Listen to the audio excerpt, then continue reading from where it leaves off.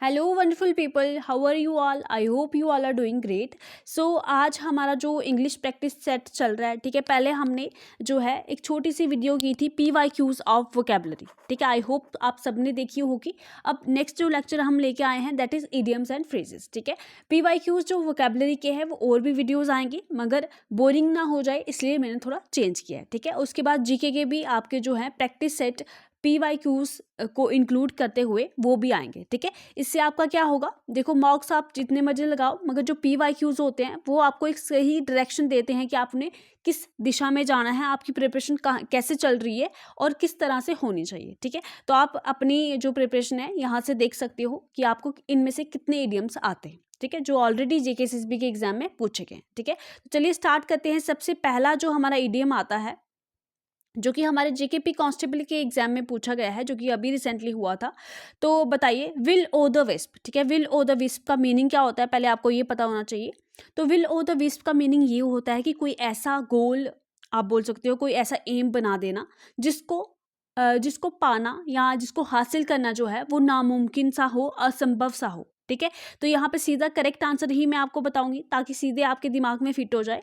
तो option C यहाँ पे करेक्ट रहेगा। An illusory pursuit that is captivating but ultimately unattainable often leads one astray, ठीक है। तो ऐसा कोई गोल बना देना जिसको, मगर ऐसे दिखने में तो अच्छा लगे कि हाँ ये अच्छा गोल है, ठीक है, इसको हम कर सकते हैं, मगर अल्टीमेटली वो अनअटेनेबल हो, असंभव हो, और उसकी वजह से कुछ लोग गुमराह भी हो सकते हैं। एस्ट्रे का मतलब होता है गुमराह हो जाना, ठीक है।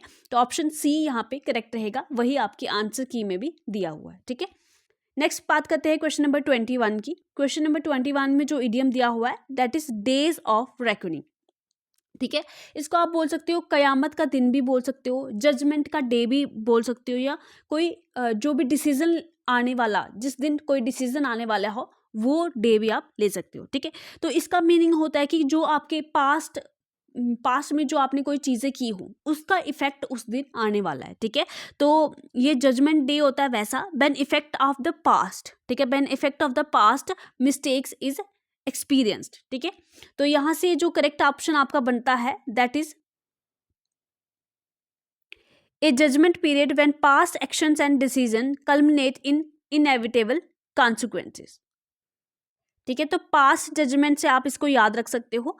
तो यहाँ पे इसका जो ऑप्शन है वो बी करेक्ट हो जाएगा। ओके, सो 2 इडियम्स हमारे हो गए। आप मुझे बताइएगा इनमें से आपको कितने आते थे। नेक्स्ट क्वेश्चन जो आपका 2024 में पटवारी का पेपर हुआ था, ठीक है, JKSSB ने कंडक्ट किया था।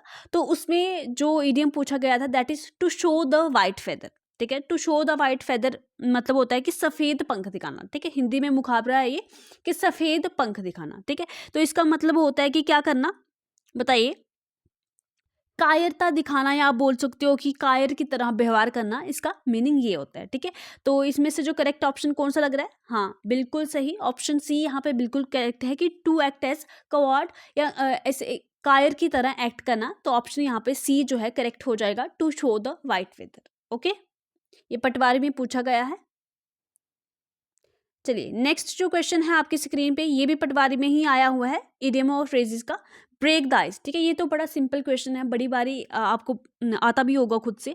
देखो क्या होता है कि जब हम किसी अनजान व्यक्ति से बात करना चाहते हो, ठीक है, अनजान कोई 2 लोग, जैसे आप बोल लो कि अगर अरेंज मैरिज के लिए 2 पीपल मिल रहे हैं, ठीक है, लड़का लड़की मिल रहे हैं, तो उस समय जब वो बात करना चाहिए, अब दोनों अनजान है एक दूसरे से, ठीक है, तो उस समय बात को इनिशिएट करना, बात की शुरुआत करने को हम क्या बोलते हैं, ब्रेक द आइस, ठीक है।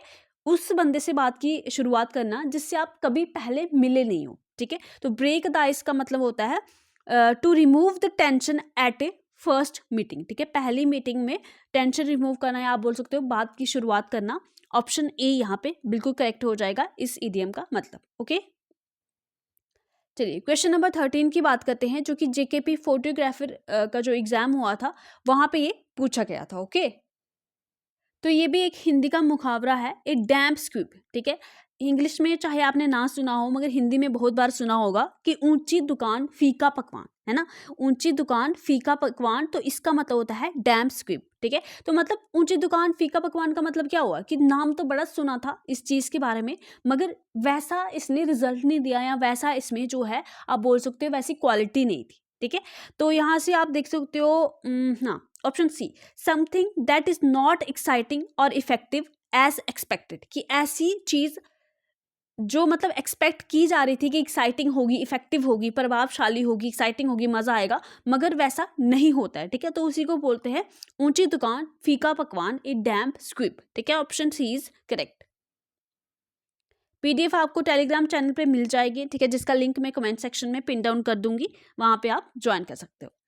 आगे नेक्स्ट है हमारे पास, which sentence express the correct meaning of the given idiom, take it with a grain of salt, ठीक है। तो देखो, जो मुहावरे होते हैं, जो इडियम्स होते हैं, वहां पे साल्ट का जो मीनिंग है थोड़ा नेगेटिव में आता है, ठीक है। तो take it with a grain of salt का मतलब हो गया कि किसी बात को संदेह की दृष्टि से देखना या संदेह की दृष्टि से अपनाना या विचार करना उसके ऊपर, ठीक है। तो यहाँ पे आप देख सकते हो संदेह, देखो यहाँ पे ऑप्शन ए तो लग रहा नहीं है, ठीक है। बी पढ़ो, to approach something with scepticism, ठीक है। तो शक की बात हो रही है यहाँ पे, किसी चीज को अप्रोच करना मगर शक के साथ, ठीक है। आप वहां पे जा रहे हो मगर क्या हो रहा है, आपके दिमाग में संदेह है कि नहीं, कुछ ना कुछ तो गड़बड़ यहाँ पे जरूर है, ठीक है। तो ये थे हमारे इडियम्स जो आज हमने इस वीडियो में किए हैं। आई होप आपको समझ आया होगा और आपकी प्रिपरेशन में इससे बहुत हेल्प मिलेगी, I am sure of that. तो अगर आपको वीडियो अच्छी लगी है तो आपने वीडियो को लाइक करना है, शेयर करना है और चैनल को सब्सक्राइब करना है, अगर आपको लगता है इस चैनल से आपको फ्री कंटेंट और एक क्वालिटी कंटेंट मिलता है तो, ठीक है। तो न्यू वीडियोस आती रहेंगी, तब तक के लिए आप चैनल को सब्सक्राइब कीजिए और नोटिफिकेशन बेल पे भी क्लिक कीजिए ताकि आपको नई वीडियो की नोटिफिकेशन आती रहे, ठीक है। Bye bye, take care, God bless you.